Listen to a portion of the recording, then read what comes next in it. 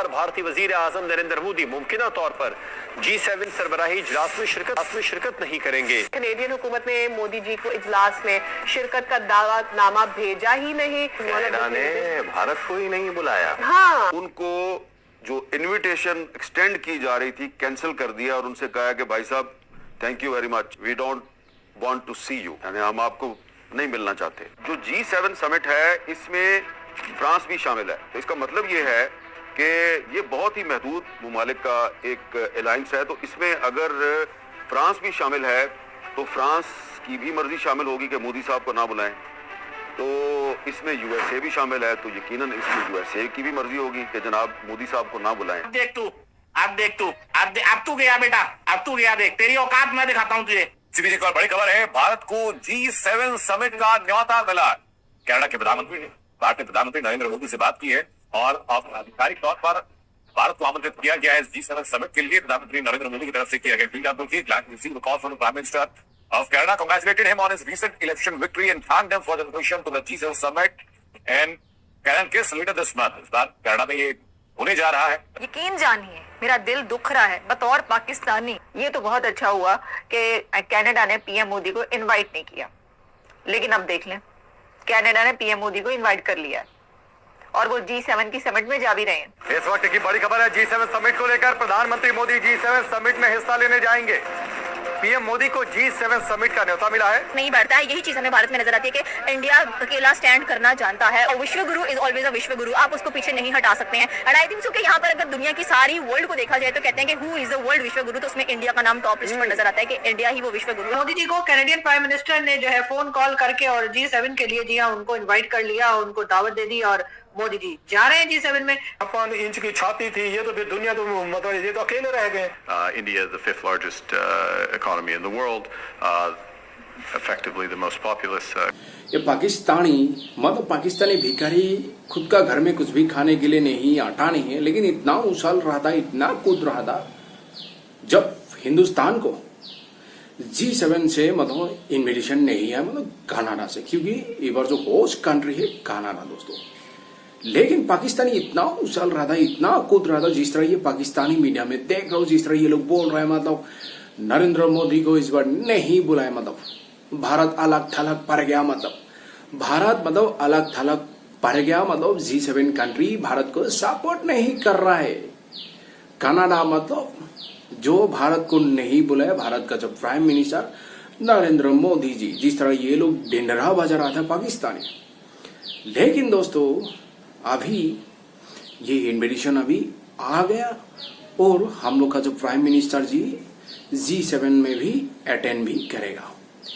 देखें बात यह है कि India is an important player, it's a 5th largest economy and being a 5th largest economy, being a big population, India को हम G7 से बाहर नहीं निकाल सकते। और प्रधानमंत्री नरेंद्र मोदी और भारत का डंका विश्व में बज रहा है और इसी के साथ पाकिस्तान एक बार फिर से एक्सपोज हो गया है, क्योंकि पाकिस्तान का झूठ फिर दुनिया के सामने आ गया है और पाकिस्तान की पोल खुल गई है। मीडिया कैनेडियंस जो हैं ये हिंदुस्तान के खिलाफ है, भारतीय नहीं।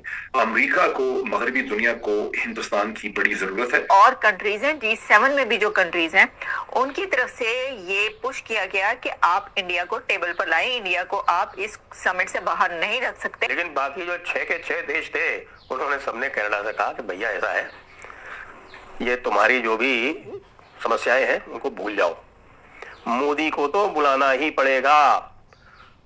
पूरी दुनिया में सभी को इस समय भारत की आवश्यकता है। Prime Minister Modi will attend the G7 summit in Canada. He spoke with Canadian Prime Minister Mark Carney earlier today. Carney extended the invite during their phone call. The summit will be held later this month. India-Canada ties remain frosty over the Khalistan issue. जिस तरह के terms रहे हैं पिछली government जो Canada की थी या जो पहले प्राइम मिनिस्टर रहे ट्रूडो साहब, तो अजीब सा नाम इनका, मुझे लगता है इनका नाम अजय या विजय होना चाहिए था, लेकिन खैर जस्टिन ट्रूडो के लिए भी हमने कहा कि जी क्योंकि उन्होंने तरह तरह के एलिगेशंस लगाए भारत की हुकूमत पे, तो जाहिर है कि अगर इनविटेशन आ भी जाता तब भी मोदी जी ना जाते। और अभी तो खैर बिल्कुल गए ही नहीं है, लेकिन खैर मोदी जी ने दोनों लोगों को जो है जो कि बिल्कुल से नेगेटिव बात कर रहे थे उनको भी रिजेक्ट कर दिया, यानी कि उनको भी गलत साबित कर दिया। और जो लोग ये कह रहे थे कि अगर इन्विटेशन आ भी जाता तब भी ना जाते, ऐसा सिर्फ पाकिस्तान से ही नहीं, भारत से भी कई जर्नलिस्ट दोस्त जो है हमारे वो उस किस्म के ट्वीट्स लगा रहे थे।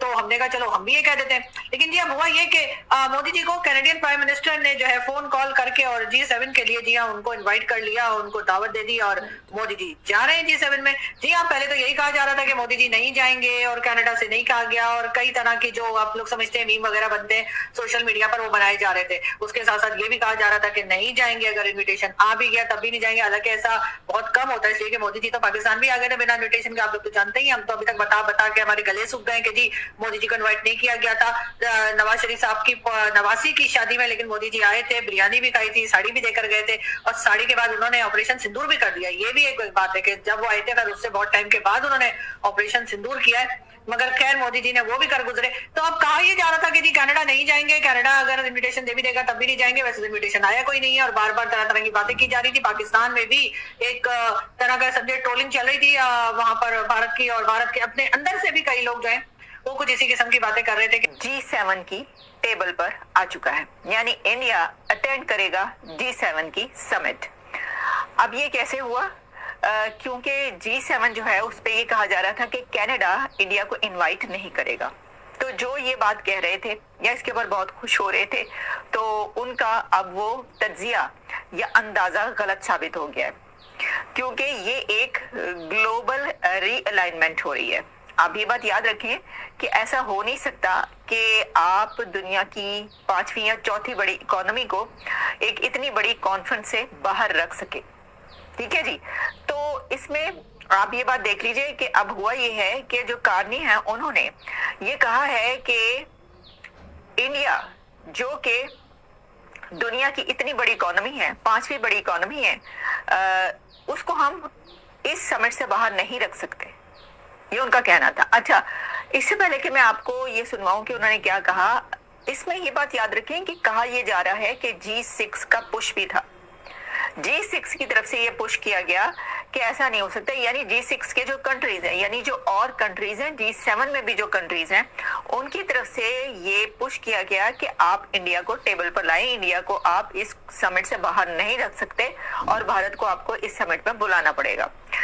जो अभी का जो कनाडा का जो प्राइम मिनिस्टर, उसने प्रेस कॉन्फ्रेंस देना पड़ा। प्रेस कॉन्फ्रेंस में उसको सवाल किया भारत को क्यों बुलाया, तब उस प्राइम मिनिस्टर ने क्या कहा, भारत बड़ा अर्थव्यवस्था कंट्री है, सबसे ज्यादा तेजी से ग्रो करने वाला कंट्री है, हम उसको नहीं बुला के रह नहीं सकता हूं दोस्तों। ये बोला था कनाडा का अभी जो प्राइम मिनिस्टर। लेकिन दोस्तों देखिए, जब कनाडा का प्राइम मिनिस्टर ये ट्रूडो था, उस टाइम हम लोग का रिलेशनशिप इतना अच्छा नहीं था, क्योंकि कनाडा जो खालिस्तानी मूवमेंट को सपोर्ट कर रहा था।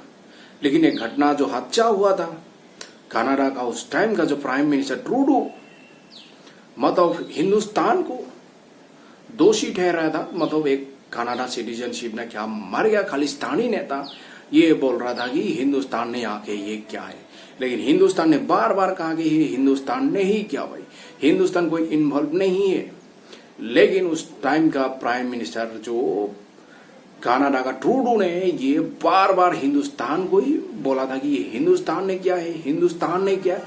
उस वजह से हिंदुस्तान और कनाडा का बीच में जो अभी रिलेशन अच्छा नहीं रहा दोस्तों।